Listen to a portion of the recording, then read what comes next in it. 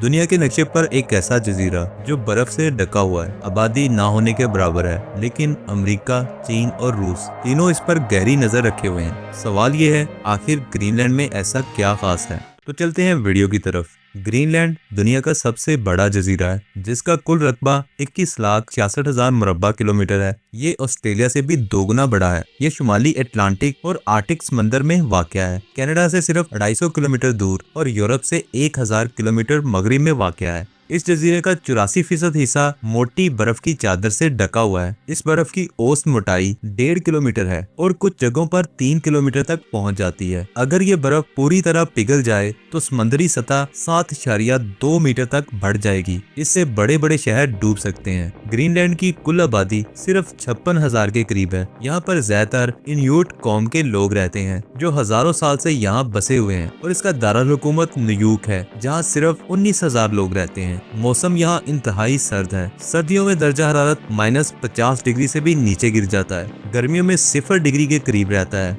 यहाँ कुत्ती रीछ, वॉलरस और आर्टिक चैलक जैसे जानवर पाए जाते हैं।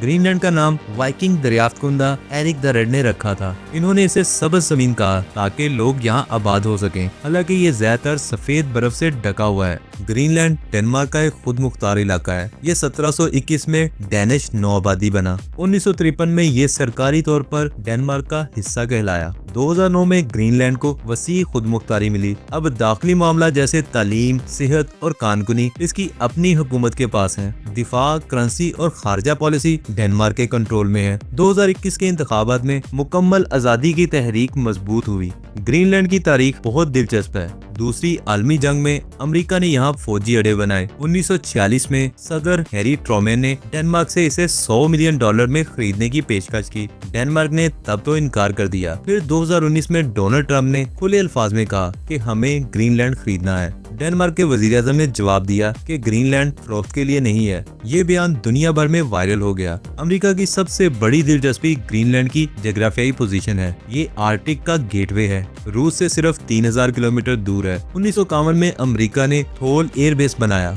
जो अब पिटोफिक स्पेस बेस कहलाता है। यहाँ से रूस के जोहरी मिसाइलों की इब्तदाई वार्निंग दी जाती है।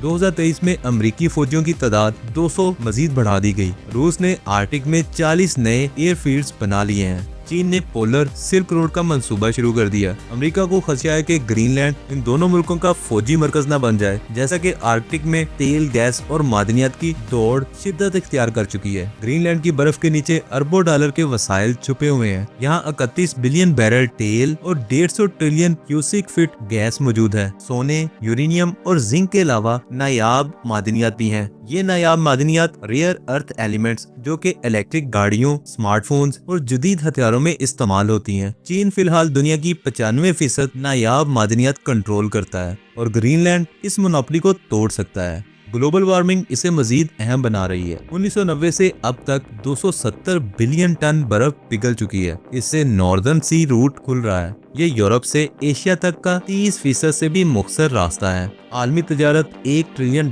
तक बढ़ सकती है। ताहम मुकामी लोग मुखालफत कर रहे हैं, क्योंकि अगर कानकुनी की गई तो पानी आलूदा हो सकता है। चीन ने ग्रीनलैंड में 15 होटल्स और एयरपोर्ट शेयर्स खरीद लिए हैं। रूस ने S-400 मिसाइल सिस्टम नस्ब कर दिए हैं। अमेरिका ने 2024 में पोलर सिक्योरिटी इनिशिएटिव शुरू किया।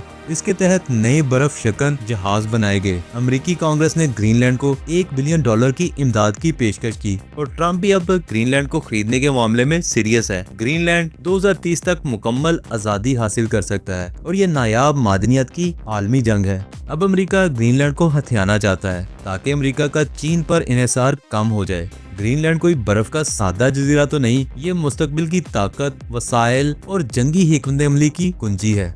आर्कटिक में नई दौड़ शुरू हो चुकी है। आपका क्या ख्याल है? कमेंट्स में अपनी राय जरूर दीजिएगा। अगर वीडियो अच्छी लगी, वीडियो को लाइक कीजिएगा और चैनल को सब्सक्राइब कीजिएगा। मिलते हैं अगली वीडियो में। अल्लाह हाफिज।